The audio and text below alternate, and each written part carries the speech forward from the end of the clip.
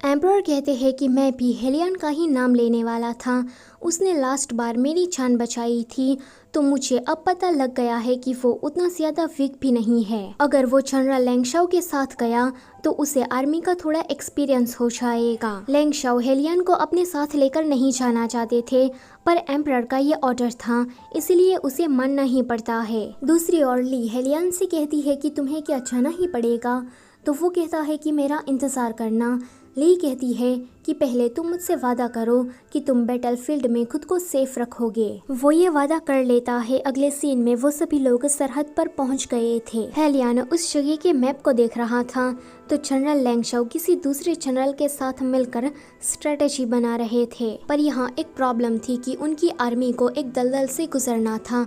अब वो दलदल कितना गहरा होगा ये किसी को भी पता नहीं था। वो दूसरा जनरल हेलियन से कहता है कि तुम सुपरवाइजर हो तो तुम हमें कोई आइडिया दो।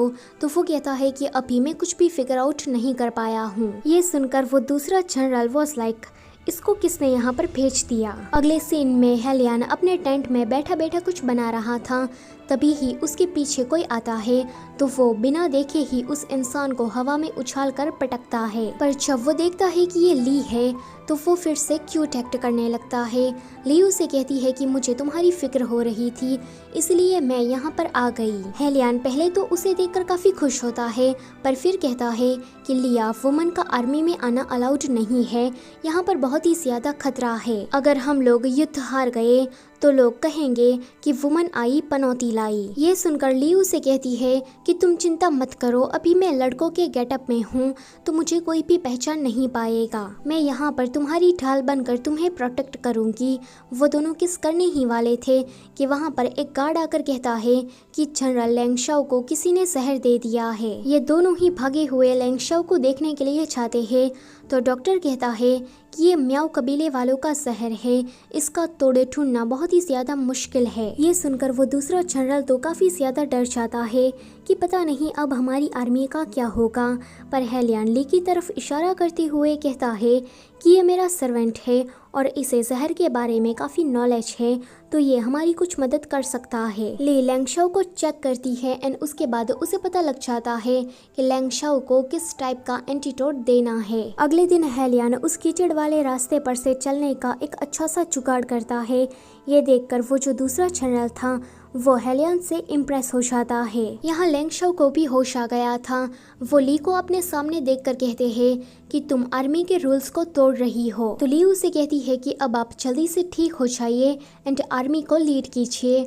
तभी ही वहाँ पर दूसरा जनरल आकर उसे एक गुड न्यूज़ सुनाता है कि 5वें राजकुमार ने कीचड़ में से जाने का रास्ता ढूंढ निकाला है। वो सभी लोग काफी खुश हो रहे थे क्योंकि अब तो उनकी जीत पक्की है। जब दूसरा जनरल वहाँ से चला जाता है तो लैंगशाओ हेलियन से कहते हैं कि तुम मेरी बेटी का ध्यान रखना। दूसरी तरफ हम तीसरे राजकुमार और एम्प्रेस को देखते हैं। उन लोगों ने ही लैंगशाओ को जहर दिया था, पर जब उन्हें पता लगता है कि उनका ये प्लान तो फ्लॉप हो गया है, इसलिए वो थोड़े सदमे में आ जाते हैं, पर फिर खुश होकर कहते हैं कि वहाँ पर कोई है जो हमारा काम अपने आप ही कर देगा, हमें टेंशन लेने की कोई ज़रूरत नहीं है। यहाँ सरहद पर 5वां राजकुमार म्याओ की सेना को बुरी तरीके से हरा देता है।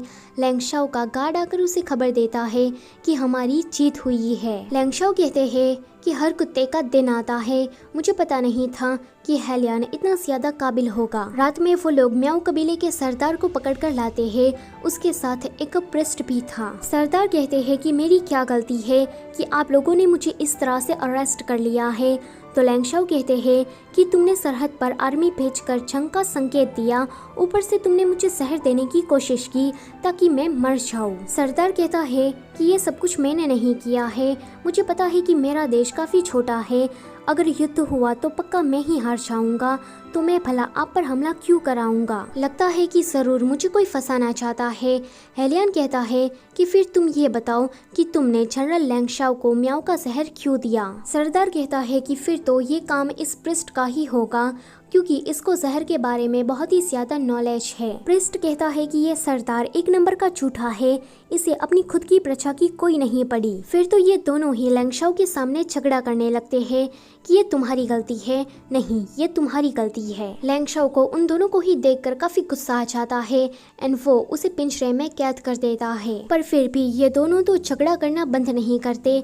सरदार कहता है कि तुम्हारी इतनी हिम्मत कि तुमने लैंगशाओ को जहर देने की कोशिश की। तो वो पृष्ठ कहता है कि अगर तुम युद्ध जीत गए होते तो आज मैं सरदार बन चुका होता। तो सरदार कहता है कि अगर मैं मर भी गया होता ना, फिर भी तू अगला सरदार नहीं बन पाता। तो पृष्ठ कहता है कि रॉयल फैमिली के किसी मेंबर ने मुझे बताया कि अगर मैं लैंगशाओ और हेलियन को मार दूं तो वो लोग मुझे अगला सरदार बना देंगे। और रॉयल फैमिली का वो मेंबर और कोई नहीं लेकिन तीसरा राजकुमार है। सरदार चिल्लाने लगता है कि देखो इसने अपना गुनाह कबूल किया है। वहाँ पर ली और हेलियन भागे हुए आते हैं एंड जैसे ही वो पृष्ठ से कुछ पूछताछ करने के लिए चाहते हैं तो वो देखते हैं कि इसने तो खुदकुशी कर ली है। अगले सीन में म्याऊ कबीले के सरदार को रिहा किया जाता है। तो वो लैंगशाओ से कहता है कि आप मेरे जीवन दाता है, हम लोग आपसे कभी भी युद्ध करने के लिए नहीं आएंगे। इतना कहकर वो चला जाता है। लैंगशाओ हेलियन और ली को इन सभी चीजों के लिए थैंक यू कहते हैं। यहाँ इन दो बाप बेटी का रिश्ता भी ठीक हो जाता है। अगले सीन में ये सभी लोग जीत कर पैलेस वापस आते हैं तो एम्परर 5वें राजकुमार को जनरल का टाइटल देते हैं। ये सुनकर तो भाई तीसरे राजकुमार की पूरी जलकर राख हो जाती है।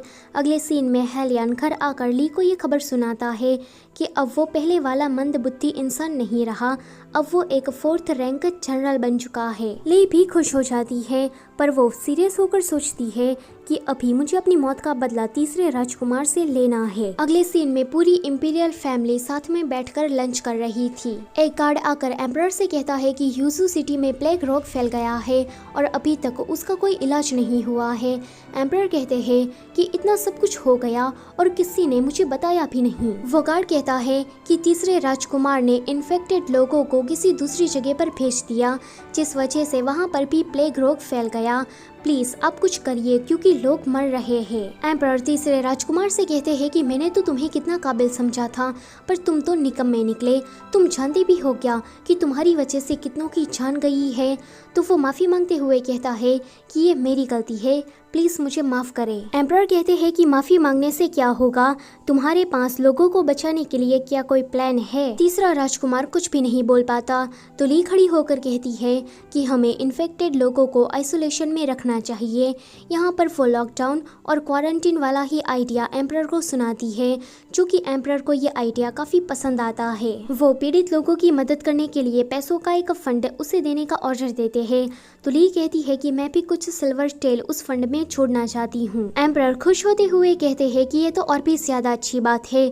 तीसरा राजकुमार तुरंत बोल पड़ता है कि मैं भी अपने कुछ पैसे दूंगा। तो एम्परर कहते हैं कि तुम तो चुप ही रहो बेवकूफ कहीं के, आज से ही तुम अपने पैलेस में नजर बंद रहोगे और मेरी परमिशन के बिना बाहर नहीं निकलोगे। अब तो भाई तीसरे राजकुमार का चेहरा देखने लायक था, उसे ली पर काफी ज्यादा गुस्सा आ रहा था। अगले दिन यूजू सिटी में ली और हेलियन मिजरेबल लोगों की मदद करने के लिए पहुंच जाते हैं।